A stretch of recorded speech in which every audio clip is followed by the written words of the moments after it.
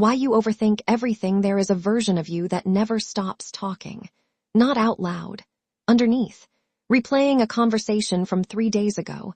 Rehearsing one that hasn't happened yet. You tell yourself it's just being careful. Just thinking it through. But somewhere, quietly, you suspect it's something else. You're not thinking, you're stuck. And tonight we're going to find out why. It usually starts small. A text you sent. A tone in someone's voice. A decision you already made hours ago that your mind refuses to let go of. You run the scenario again and again, not because you're finding new answers, but because stopping feels dangerous.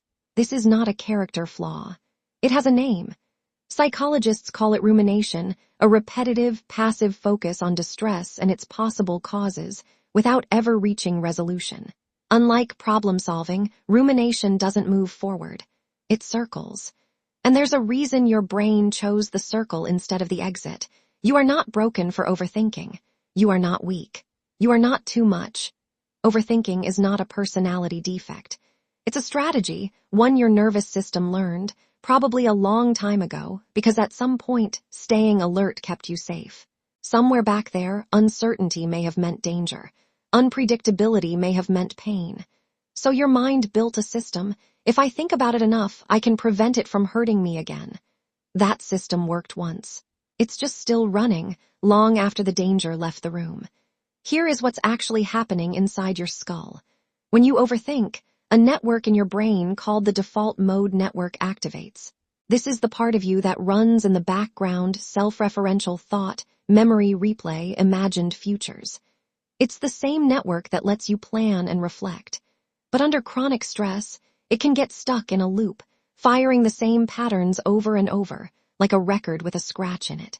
At the same time, your amygdala, the brain's threat detector, stays quietly activated, scanning for danger even when none exists.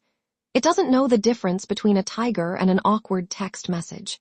To your amygdala, uncertainty is the threat. So it keeps signaling your mind, don't stop thinking. Something might still go wrong. This is why overthinking feels urgent, even when you know, logically, that nothing is happening right now. Your body is reacting to a threat that already passed. 5. Practical framework. You cannot force a loop to stop by thinking harder, but you can change how the loop runs. 1. Name the loop. Psychologists call this cognitive diffusion, separating yourself from the thought. Instead of "I'm a failure," try, "I'm having the thought that I'm a failure." The distance changes everything. 2. Give your mind a deadline. Set aside 10 minutes to worry fully, deliberately. This is called scheduled rumination. It teaches your brain that the thought will be heard, just not endlessly. 3. Move your body. Rumination lives in stillness.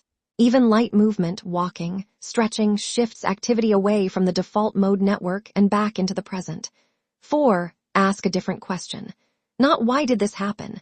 but "what is one small thing I can do next?"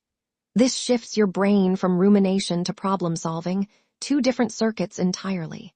5. Practice incompleteness. Some thoughts don't get resolved today.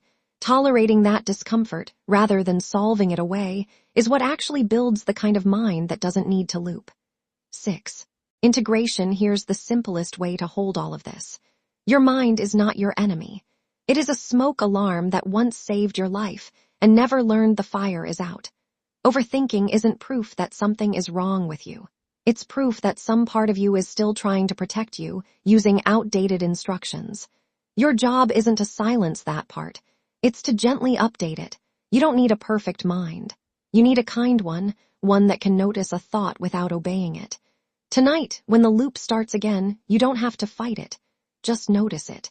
Let it pass through you the way weather passes through a sky without asking the sky to become the storm. You were never the thoughts. You were only ever the one watching them. Subscribe for more valuable videos.